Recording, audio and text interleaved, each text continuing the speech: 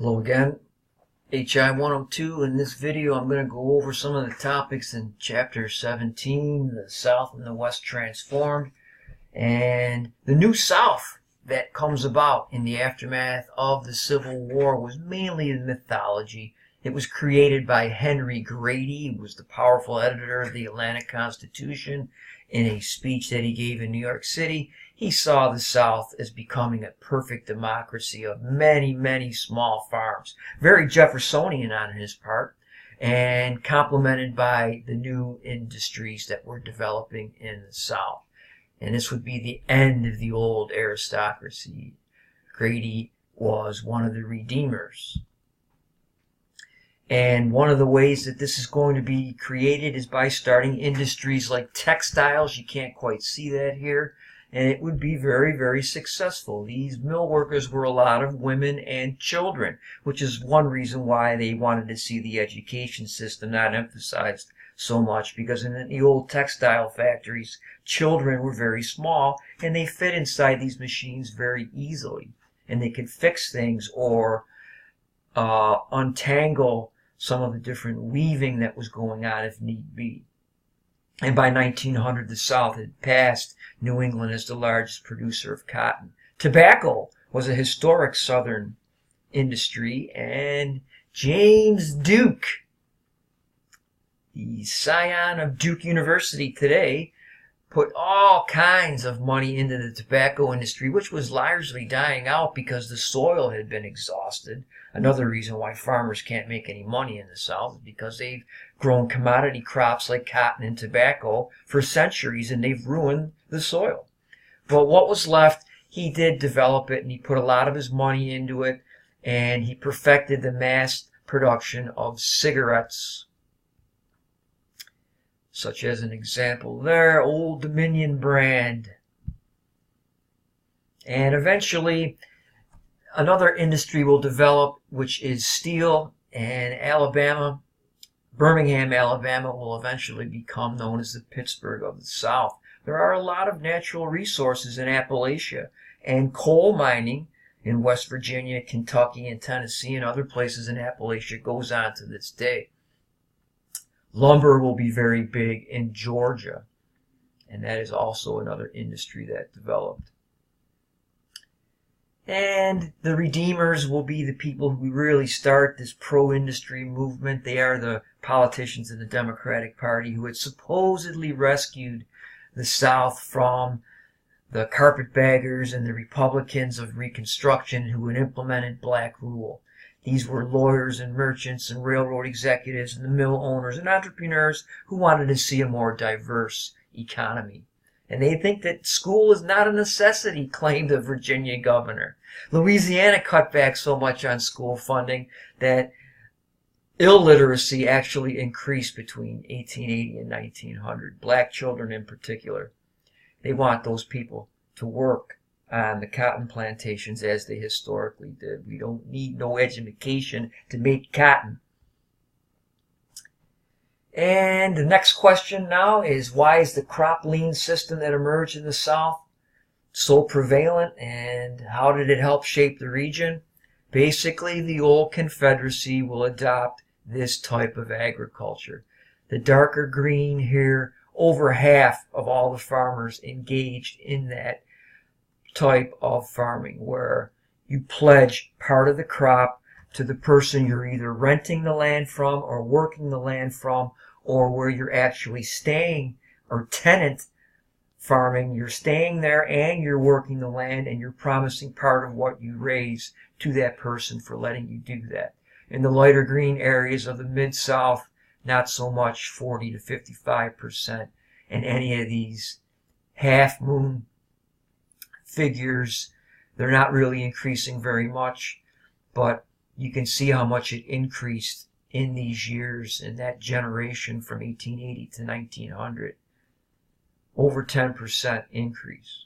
Florida escaped that because they're not so much involved in single commodities, but they could also grow other crops. A lot of citrus to this day is still grown in Florida. Watermelon, other leafy vegetables grow very well in the heartland around Lake Okeechobee in central Florida. Is a huge farming community up through Gainesville, where the University of Florida is. And why does it have more sharecroppers than other parts of the country? Because basically these are the profoundly agrarian regions historically going back to the beginning of the country.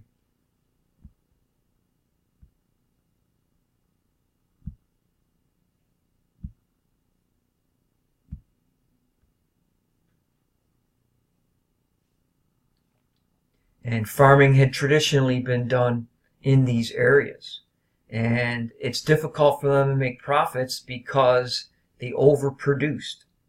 Many of these tenants wanted the tenant farmers to raise commodity crops like cotton, and they made too much of it, and that resulted in a collapse of prices and not much profit to be made. And it was difficult for them to ever get any sort of loans because the banks aren't going to loan to people who are perpetually in debt. Another reason is, as I mentioned earlier, the environment. The soil became very, very infertile. And most of these tenants did not want them to do anything different than they had ever done. And there's not much technology innovation or any sort of diversification of crops. Out in the West, farmers engaged in large-scale wheat farms or bonanza farms, and the same thing happened, overproduction. Many of these large farms would hire labor, and a lot of Mexicans would come up or other people from Central America to farm on these bonanza farms in places like Colorado, Nevada, Nebraska, Kansas. And they would use more mechanization if they could. And one of the problems in the West, it's a very harsh place. Historically, it was known as the Great American Desert. It is extremely hot in the summer. It'll be 100 degrees, and it'll be 0 or below in the winter. And there's all kinds of pests, like locusts, that would come in and eat the actual crops before they were fully mature. And Westerners have a bad, bad time with banks. They historically hate all bankers, going back to the age of Jackson. And banks do not make a lot of loans to farmers because they don't have a good credit history and they don't really have any collateral. And most of what they faced was a very bleak lifestyle. And this will go on into the 20th century, and it'll be the main way that Southerners, but eventually the West will diversify. But this is the main way people make a living in the South until after the Second World War.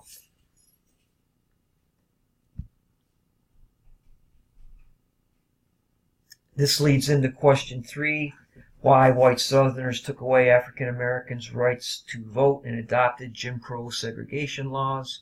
In the late 19th century, social Darwinism is a huge influence on society, and a so-called Negrophobia swept across the South and much of the nation.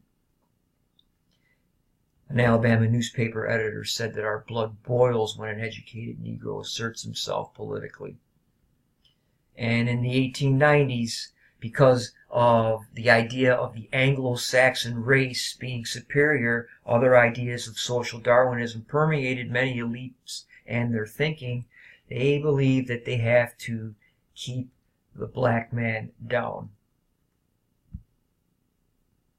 And as a way they did that was the so-called Mississippi Plan, which were many state amendments that sought to disenfranchise black voters.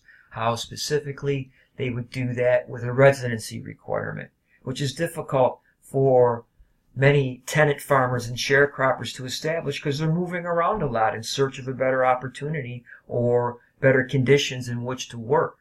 Another way they would do this is if they were convicted of certain crimes, and a third way would be the poll tax, which will be outlawed by the 24th Amendment in 1965.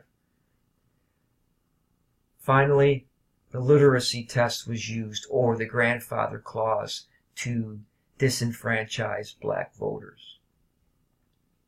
And pretty much by the end of the 19th century, they will have taken over through the efforts of people like Ben Tillman, senator from South Carolina, who said that we have done our level best to prevent blacks from voting. We've stuffed ballot boxes, we've shot them. We are not ashamed of it. The whites had gained control of the state government, he concluded, and we intend at any and all hazards to retain it. The Civil Rights Act of 1875, which allowed Reconstruction to go on during that time, it's going to be declared unconstitutional by the Supreme Court because it only said states could not deny citizens equal protection. It had nothing to do with private individuals or organizations. And this is upheld finally in the legendary case Plessy v. Ferguson in 1896. Homer Plessy was an octoroon. One of his grandparents was black, so he is considered black. He attempted to sit in a whites-only railroad car, and he was convicted of violating the law. And the Supreme Court upheld that separate but equal facilities are constitutional. John Marshall Harlan will be the only one to dissent.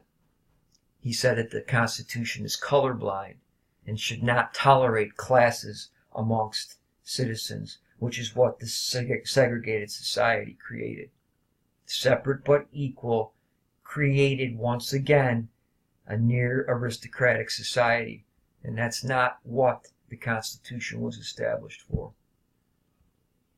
This leads to the Jim Crow laws, separate but equal, colored-only drinking fountains, colored-only restaurants. Everything was separated out by color. And this leads to many lynchings, and it would actually become public entertainment. 82% of these lynchings occurred in the South. And from 1890 to 1899, there was 188 lynchings per year. And this is an example of one in Paris, Texas. In Wilmington, North Carolina, white supremacists like Ben Tillman, only now this is in North Carolina, they were attempting to keep various Negroes, as they called them, it was an old term from the 60s and before, from asserting their rights. And this was not going to be tolerated by these groups. And they destroyed this African American newspaper, which was attempting to get blacks elected to office. And no one would do anything to stop this violence from happening.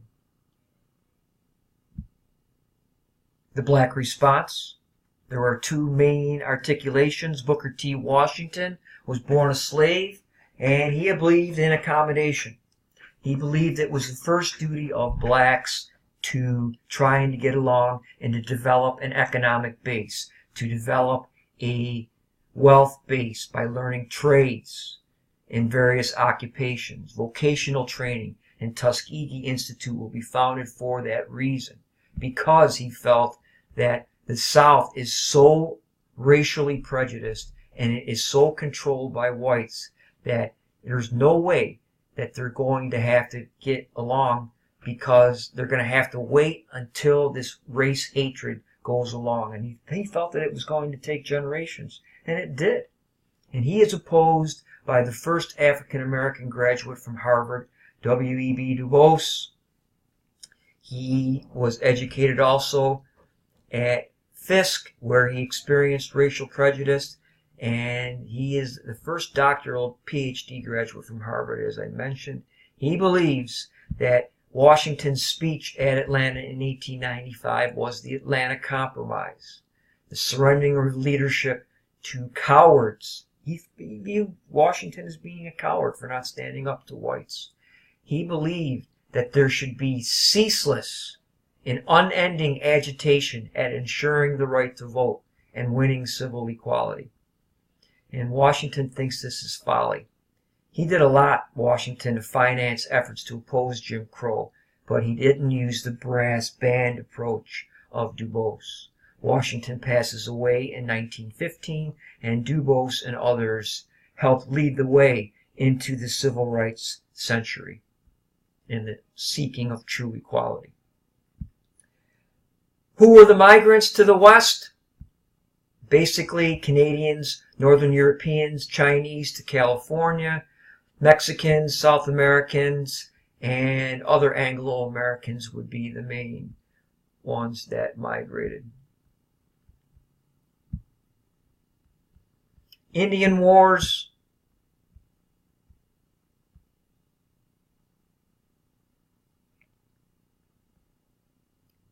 You had a series of wars that happened, and here are some of the different places. The Great Sioux War took place in all of these areas. Basically, there was a never-ending desire for land by all those migrants that I just mentioned. And they fought a series of battles here. Little Bighorn was a big victory for the Sioux, with Sitting Bull defeating Custer. Custer got his troop destroyed because he didn't think the Indians knew how to fight. He was dead wrong. This is where the ghost dance originated, and that resulted in the Sand Creek Massacre. And Wounded Knee was the last battle in 1890 that signified the end of all of the Indian wars of the post-Civil War era. Basically, the long and short of what happened to the Native Americans is they lost all of these lands. And that is about it for this particular chapter. If you have any questions, please don't hesitate to ask.